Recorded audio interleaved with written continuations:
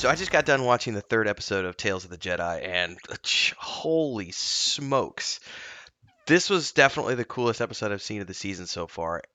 And not just because we're dealing with two like really cool characters between Count Dooku and Mace Windu, like when they're in their prime as Jedi Masters. There is an action sequence in this episode, which we saw a brief glimpse of at the beginning of this episode. That is just—it's one of the coolest lightsaber sequences I've seen in any of like the Clone Wars, Bad Batch, Tales of the Jedi shows so far. And it's just really awesome seeing these Jedi in their prime before they became the characters that we saw in the prequel trilogy. So, anyway, we're going to be diving into the third episode today. If this is your first time here, I don't do spoiler free. This is spoiler full, so we're doing the whole episode in its totality, talking about all the things. So, if you haven't seen it, make sure you watch it before you watch my video. But whatever the case may be, now that you're here, don't forget to like, subscribe, hit the bell icon, drop a super thanks to support. There's also membership. There's a Patreon page. Links are down below. Keeps me on the air full time. Let's get into my show notes here, though, because this was action packed. So essentially, they're showing up on this planet because they've got a murder to solve. One of these a Jedi Master that had fallen on the planet, and it's very interesting as they're coming into the planet. They're having this conversation, and Mace Windu wants to avoid raising a scandal by keeping themselves from getting involved in local politics. But Count Dooku wants to do more because he wants to do right by the Jedi Master who was killed.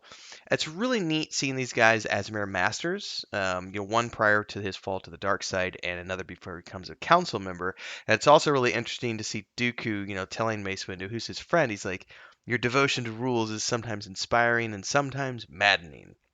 Because, Dooku is very much, as we saw from the previous episode, and also knowing that he fell to the dark side, he doesn't play by the rules all the time. And also, he has a beard now, so obviously some time has passed from when we saw him in episode 2 when he was out there with his Padawan with Qui-Gon Jinn. But we very much can see that he doesn't believe in the black and white of the Jedi. So it's a really cool insight into his character. And once again, I love the shots that we get of these ships coming into the planets because I keep mentioning these in the episodes because going back to the films when I was a kid, like shots of the Millennium Falcon or the X-wings and B-wings and Y-wings and A-wings and everything like in Slave One, Star Destroyers. I'm a huge nerd for the ships, and so being able to see the ships come in and leave planets and the landing to docking sequences is always going to be something that's near and dear to the child inside of me. And their ship is really cool. Like, I guess this is a standard Jedi ship that all the masters get. I don't think that we saw these in the prequel trilogy, so these are a little bit before that time. But same style. But whereas the one that Qui-Gon Jinn and Obi-Wan Kenobi used at the beginning of the Phantom Menace, that was a long sort of Corvette, and this is more of a I don't know what this is. I would love to know. If somebody knows what the type of ship that is, feel free to drop it in the comments below because I am clueless. I really don't know the ship design, but it's really awesome. Um, I immediately, when we met the senator, I was like, I can't place who this is. That the guy from? And then it was like, it's Theo Rossi doing a cameo kind of voice here as the senator. I'm always going to associate him with Sons of Anarchy. His role there was just tragic, but he also did Luke Cage, and then he did Nightmare of the Wolf, the Witcher animated stuff. But I love Theo Rossi. I think he's a great actor, so I'm always gonna love to see it when he pops up in shows. Even though his screen time is relatively short in this episode, because his character does not stick around very long, it's really cool to see him here, regardless. Um, but as they're talking here, having this conversation in the office, Dooku wants to investigate the place where the master was killed, and they can both sense that the senator is hiding something. But the difference here is that Mace Windu wants to immediately report back to the council and say, "Hey, I suspect something." Whereas Dooku wants to investigate further, find out more. But Windu's all about protocol and rules and boring. Come on, man, have a little bit of adventure, have a little bit of excitement. So, um, as we get out to the forest, we see this ambush sequence, or where the ambush took place. And as they're investigating, they begin to realize that, wait a second, there's no way that, wait, you said that the attackers attacked as soon as she stood here in the glade. Well, how is that possible when your ship doesn't have any blaster marks on it? That could only have happened if the blaster bolts came from the ship you guys attacked, and uh, Dooku, we see him slipping further from the rules here, as he realizes what was going on here, and he's like, surprising a Jedi Master is rare unless they are, being ambushed by someone they trust. And he snaps his lightsaber on, and he's like, "I will have the truth." And Mace Windu's freaking out. He's like, "Stand down, stand down."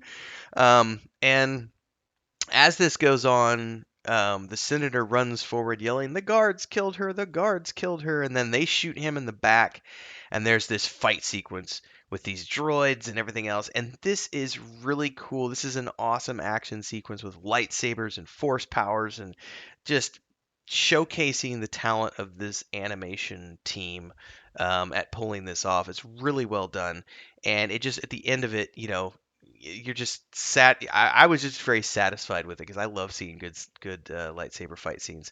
So eventually, we're left with one guard, and we get this story of how the senator was selling off the land, to other people, and these are locals, and they wanted to get rid of the Jedi to make the senator feel pressure and eventually blackmail him to get their land back. And what's really interesting is that you get this um, speech about Jedi claim peace, but mostly keep law and order for the rich and powerful. And you can see Dooku's mind going over what the lone guard just said. But then, as he's discussing things with him in his cell in the next scene, he lets him know that while he doesn't necessarily condone his actions, his ideology makes sense to Dooku. So we can see him starting to question the Jedi Order and start to question this whole the Senate and the Jedi and all these politics and everything else. And as they're on their way out, there's this terse discussion between Windu and Dooku, and Dooku's basically asking Windu, "Do you think the Jedi would continue to keep peace if they continue to take everything the Senate says as law?" And Windu replies with this blah blah, "The Jedi Council aren't politicians," and which is absolute malarkey because they absolutely are tied into politics. That's part of what the prequel trilogy shows is the fall of the Jedi, becoming corrupt, basically. But there is a really interesting funeral sequence here. And the episode ends with Dooku confronting Windu because when he finds out that Windu is going to be taking the deceased master's place on the council, and he's not very happy about this. He wants to know if Windu knew about this before they were sent to that planet. And Windu is like, "No, I knew nothing about it. We were both in the same room at the same time when the mission was given." But then he gives this speech about how I will talk to the Senate on your behalf since it was your fault the senator was killed, but you know, you did it for good reasons, so I'll put in a good word for you with the Senate. And Dooku's not having any of it.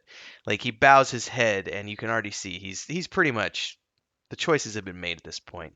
And he's like, "How kind of you, Master Jedi."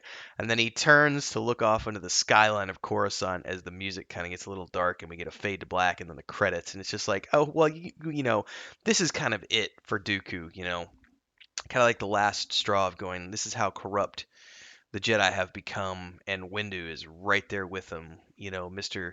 Goody Two Shoes. He got his counselor's seat, so now he's going to be the big boy on the council. Really good episode. Loved it. Favorite one of the season so far. I've got 3 more episodes to go, but in any case, let me know what you thought about this episode in the comments below. Like, subscribe, hit the bell icon, drop a super thanks to support the channel, or join as a member. Don't forget the Patreon page. Links are below. May the Force be with you, and until next time, everybody, stay safe.